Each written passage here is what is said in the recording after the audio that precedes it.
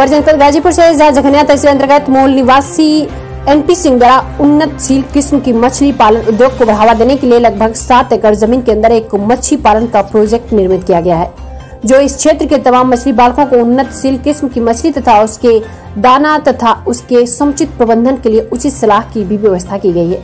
यह किसानों की आय को दोगुनी करने में सफल प्रयोग साबित होगा।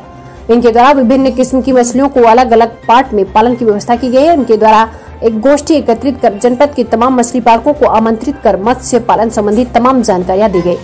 इनके द्वारा यह भी बताया गया कि मत्स्य पालक किसानों की समुचित प्रबंधन की व्यवस्था तथा उचित राय देने के लिए गाजीपुर जनपद के जिला मत्स्य अधिकारी द्वारा तमाम सुविधाओं को बेहतर तरीके से बताया गया।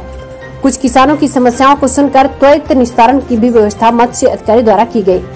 मत्स्य पालन के आयोजक द्वारा यह बताया गया कि यह मछली अफगानिस्तान से मंगाई गई है, जो व्यावसायिक दृष्टि से भारतीय मछली से उन्नतशील किस्म की है तथा व्यावसायिक दृष्टि से बड़ी ही लाभदायक है। मत्स्य पालन हेतु सामान्य वर्ग के लोगों को 40%, महिलाओं को 50%, अन्य पिछड़ी अनुसूचित जाति को 60% तक सरकार से अनुदान भी दिया जाता है। सरकार द्वारा इस लाभ को बैंक द्वारा अनुमोदित फाइल द्वारा मत्स्य पालक को आर्थिक सहायता भी दी जाती है। यह सारी जानकारी मत्स्य पालक विशेषज्ञों द्वारा तथा मत्स्य पालक अधिकारी द्वारा बताई गई। गाजीपुर जनपद से उग्रसेन सिंह की रिपोर्ट।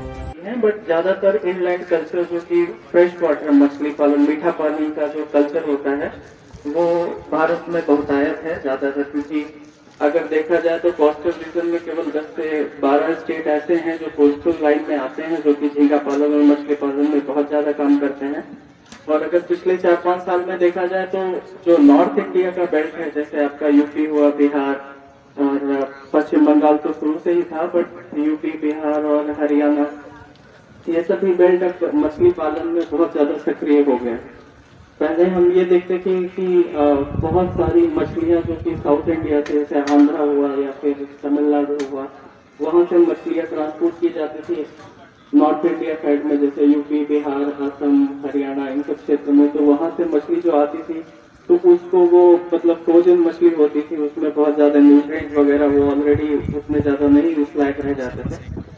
बट अब जिस तरह से पिछले 2-3 साल में यहाँ पे प्रचार प्रसार हुआ है और बहुत सारे किसान भाई आगे आए हैं और मछली पालन कर रहे हैं, वो बहुत अच्छे संकेत है। क्योंकि ये तो अभी मैं जो सोच रहा हूँ, मैं जो देख रहा हूँ कि यहाँ की जनसंख्या के हिसाब से, यहाँ के क्षेत्रफल के हिसाब से और जो मतलब जो एजुकेशन प्रोवाइड किया जा रहा है यूपी गवर्नमेंट की तरफ से या भारत सरकार की तरफ से, तो अब यहाँ के लोग भी काफी आगे आकर के पढ़ के इसमें हिस्सा ले रहे हैं। तो जाहिर सी बात है हमारी कैपेसिटी और कैपेबिलिटी उतनी है कि हम उन सबको पीछे छोड़ सकते हैं। क्योंकि अगर आज के डेट में देखा जाए इंफ्रास्ट्रक्चर या कुछ भी बात की जाए तो कहीं ना कहीं थोड़ा सा अप डाउन का स्टेटस है और इसमें बहुत ज्यादा रोल होता है एग्रीकल्चर का।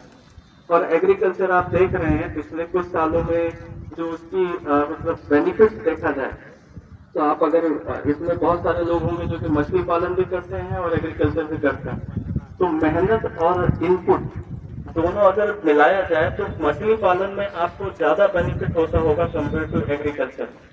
और इसका यही रीजन है कि आने वाली पीढ़ियां जैसे जैसे बढ़ रही हैं, पहले आप देखिए कि अगर 100 लोग बैठे होंगे तो इसमें केवल 2-4 लोग ऐसे होंगे जो मछली या मुर्गा ऐसा कुछ खाने वाले हैं। आज की डेट में देखा जाए तो लोग आगे बढ़ रहे हैं, बाहर जा रहे हैं, देख रहे हैं कौन सा न्यूट्रिशन वैल्यू है किसका है। तो अब जैसे जैसे कंजम्पशन बढ़ेगा वैसे वैसे आपका प्रोडक्शन बढ़ेगा। तो जाहिर सी बात है कि आने वाले दिन में ये तो अभी शुरुआत है और जहां तक मैं देख रहा हूँ कि हम लोग काफी आगे निकल सकते हैं। अगर कंपेयर किया जाए, जैसे हम आंध्रा का डेमो देते हैं, तमिलनाडु का डेमो देते हैं, तो हमारे पास जो क्षेत्रफल भी देखा जाए तो उससे कहीं ज्यादा है।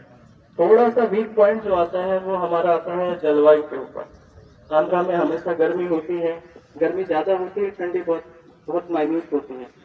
तो मछली बहुत सारी जगह पे जैसे आप देखा जाएगा तो कोल्ड वाटर फिश होती है, फ्रेश वाटर फिश होती है। तो हमारा जो जलवायु है, जैसे उत्तर प्रदेश का देखा जाए, जैसे 50 ग्राम साइज का, और इस महीने उसका क्या साइज है, जैसे 70 ग्राम हुआ या 100 ग्राम हुआ। हमने इस महीने के अंतर में हमने कितना पूरा दाना कितना डाला, तो उस सबका अगर बार बार हर महीने हर 15 दिन पे जाके अगर कैलकुलेशन करेंगे तो कहीं ना कहीं आपको वो भी लाभ होगा। उससे मतलब आप हमेशा उसमें इन्वॉल्व रहेंगे।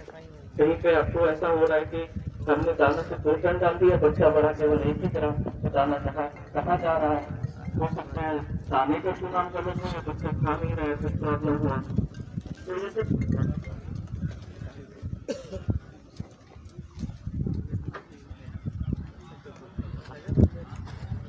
तो ऐसे समय पे अगर हम उसमें इन्वॉल्व कर रहे हैं अपने आप को, ये छोटी छोटी चीज हर 15 दिन पे महीने पे देखते रहेंगे तो वो भी सही रहेगा। दूसरी बात यह कि पानी की जांच हमेशा करवाते रहें।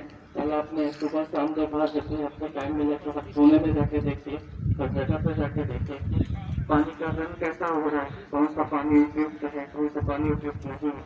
बहुत जगह पे बहुत ज्यादा ग्रीन मतलब बहुत गाढ़ा हरा कलर का पानी हो जाता है कभी कभी देखते, तो गाढ़ा हरा कलर का पानी भी हो जाना वो अपने आप में बहुत नुकसान है।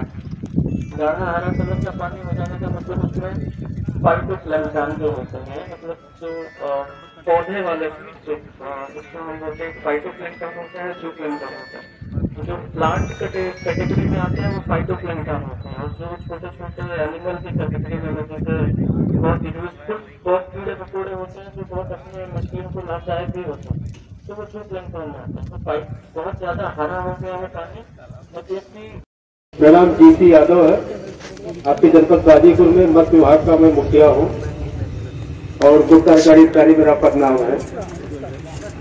अपने जनपद में बहुत संभावनाएं हैं मत्स्य पालन के लिए, अपार संभावनाएं, लेकिन यहाँ पर किन कारणों से नहीं हो पाया ये मैं नहीं समझ सकता हूँ।